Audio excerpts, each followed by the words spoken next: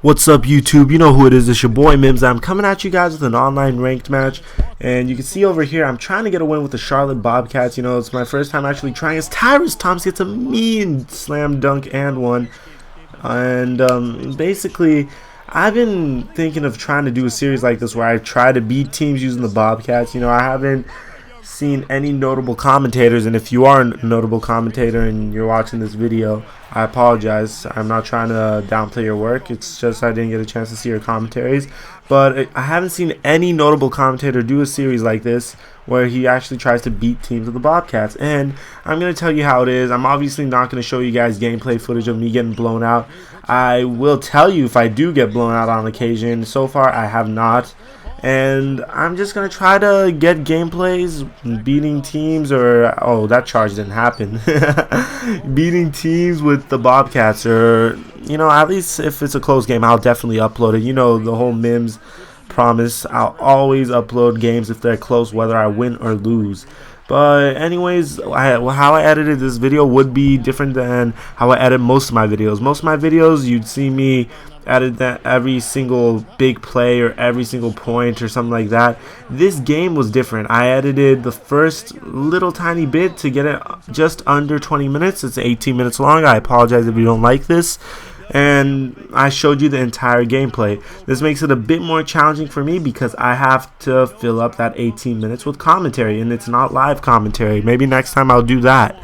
But for now, I hope you guys enjoy this video, and I'm going to tell you my thoughts during this entire gameplay as he gets a foul. Alright, at least it was an and one this time. But let me know what you guys think about this idea. If you like the idea, tell me in the description. You know, barely edited videos. If you like more gameplay, seeing me screw up, or just, yeah, basically more gameplay and more commentary in one video, let me know, because I know most people don't have the time to watch this entire thing. So if you really don't, I guess skip more into the video towards the end. That's usually what I do for NBA games I don't really care about, if it really bothers you for this video. And just voice your opinion. I love communicating with my subscribers. That's why I made a Twitter, because before I made a Twitter, I just made fun of people that had a Twitter. You know, Mims doesn't do Instagram either, you guys, just in case if y'all wondering. But right over here, so you can see I'm trying to basically not get too far out of reach here. He jumps on that play over there, and Gerald Henderson makes a lucky bucket right over there. And my entire mindset of this game is he's going to go up by a few points. You know, you just don't want to trail by too much. You want to read him, learn his play tendency. And right over here, I proved that I could put on a show with the Bobcats. DJ to DJ, alley-oop off the backboard. Let's go. So, like I was saying, you want to basically read his tendencies, see what he's doing. And right over here, I'm going to tell you, well, I'm going to show you eventually what I do notice. Well, for now, we're just playing up-tempo ball, because you can play up-tempo ball with any young team, and that's probably your highest chance of winning. If the other team is letting you run around, you know, play BS like I was kind of over there, but obviously I paid the price as Rudy Gay gets a foul and one. If they let you play up-tempo ball with the young team, you always have to take it. Obviously, you don't want to play up-tempo with the Celtics or the Lakers, but a team like the Grizzlies or the Pistons, or definitely the Cavaliers or the Wizards, or even a good team, a really good example, hopefully you don't use this team, is the Miami Heat. You want to play up-tempo with them. So usually when that fails, I go to my playbook. You know, I run a random play, and if that fails, I just run isolations. I'm really good with my point guards because of Brandon James. And speaking of Brandon James, another My Player should come out soon. I'm trying to finish off this playoff series for y'all. And speaking of My Player, I definitely want to thank you guys for voting for me in Shakedown 2012's dunk contest. You know, I've been working really hard on my dunks, and especially after messing up last year, I learned my lesson as I throw a terrible oop.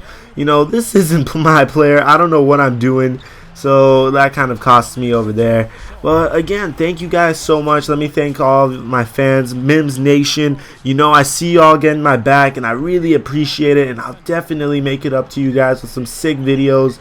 And I also want to thank all the little people. You know, my beat maker Mello, my partner in crime Dcoop, and of course the guy who makes my thumbnails, Robbie, Robbie 14x. You can find him in my channel box. I hope I got it right, buddy. If not, I'm really sorry.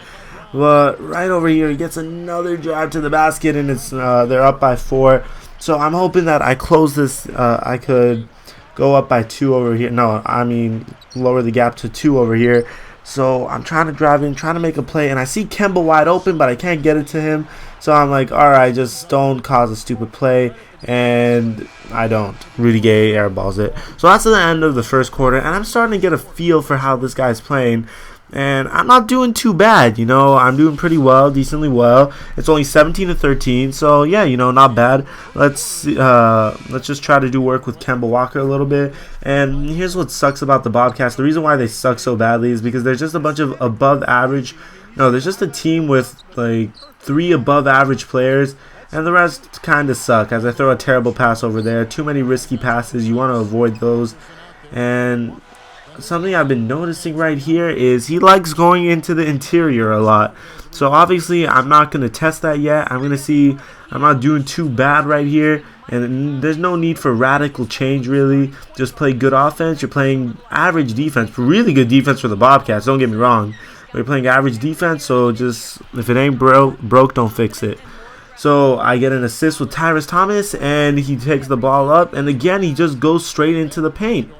Like, doesn't even try to make anything work with his 3-point shooters or his jump shooters. I play really good D on OJ Mayo, in my opinion at least. You know, the whole don't jump rule. And maybe I'll make another ranked match advice video soon for y'all.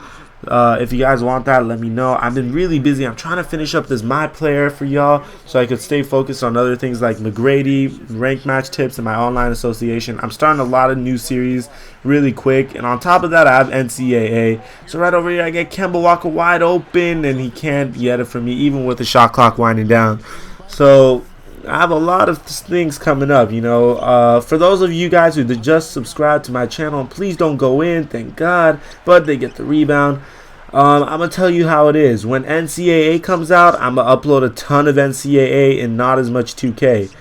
When Madden comes out, I'm going to be playing a lot more Madden than NCAA than 2K12. Usually around that time, I'm pretty much done with that 2K12. 2K11 was an exception because of league and crew and all that. Not so much for 2K12, and he gets a really nice break over here, so I have to give him props for that. So just telling you how it is. I'm gonna be uploading a lot of Madden and NCAA during the summer. I did get GameFly, so I'm probably gonna get Max Payne to play for y'all, play for you guys. Maybe some multiplayer gameplay over there, but throughout everything, I want y'all to remember, as this guy goes on a crazy run against me and I call a timeout, that I am primarily a 2K commentator. 2K is my thing. Brandon James is my life and soul, my heart and soul of this channel, and I just want y'all to remember that and just keep that in mind throughout the summer. So back to the actual gameplay. He went on a 10-point scoring run, and I'm still thinking, you know, whatever, 2K gives out these random runs, you could shoot your way back into it. So I get this nice pull-up J with Kemba, no good. You know, he's not really Darren Williams from my online association. I don't know what I'm doing over there. And he's actually shooting mid-range with Marc Gasol.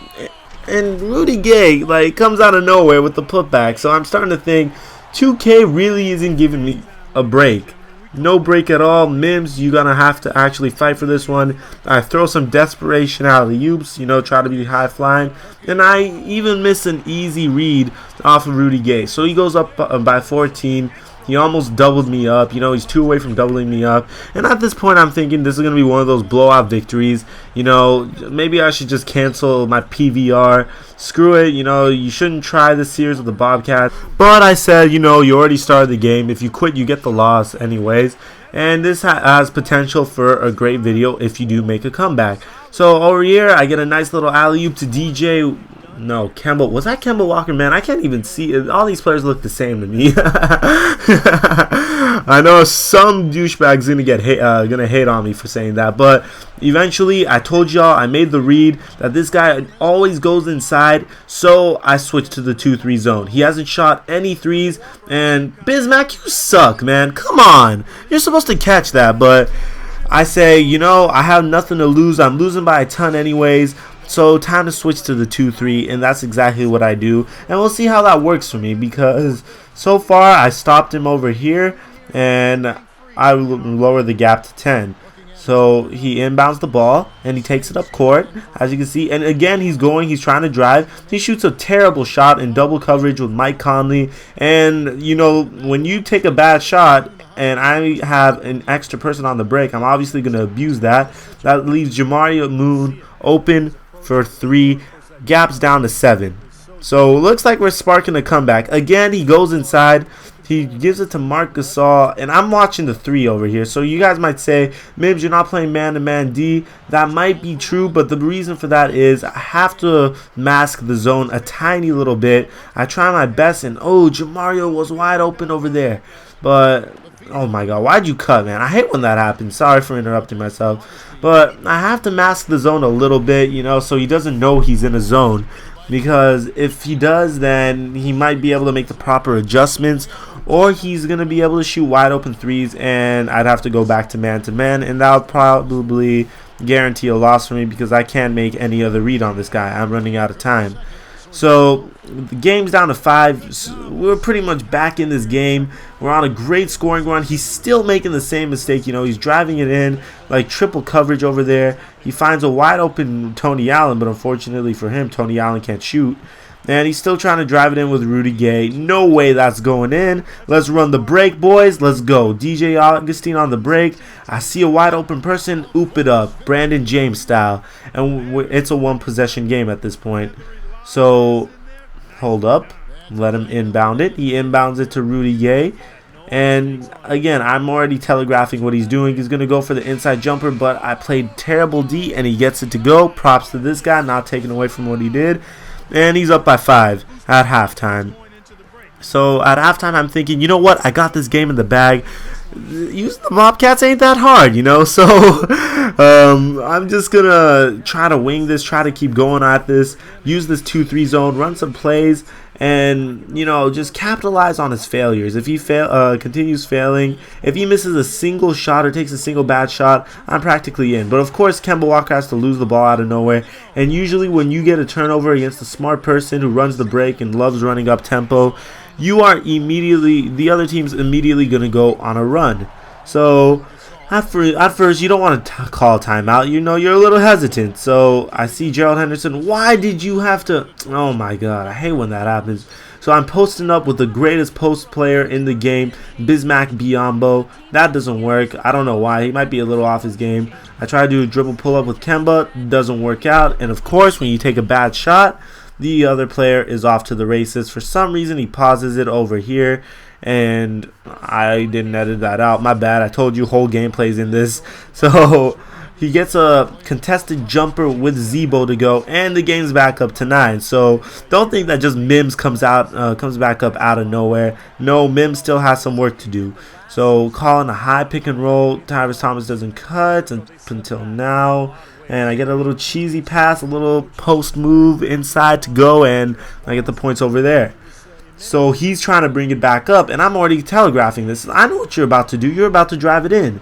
So he drives it in, and nope, he sees the error in his ways. He sees a wide open Rudy Gay, and this is where masking the zone comes in handy, because now he realizes this isn't a zone. There's much more to this.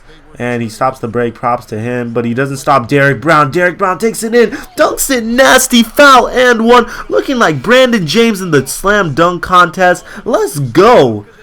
Let's go. We're still in this. We are still in this.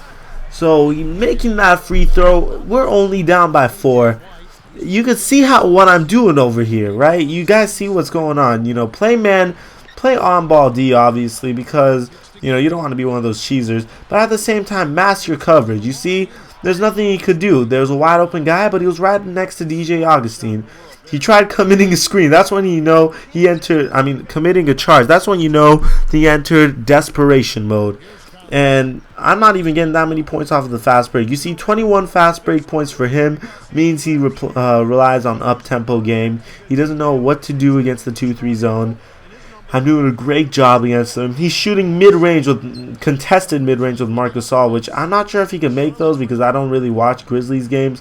But he has a terrible release, so why even bother? Why even try?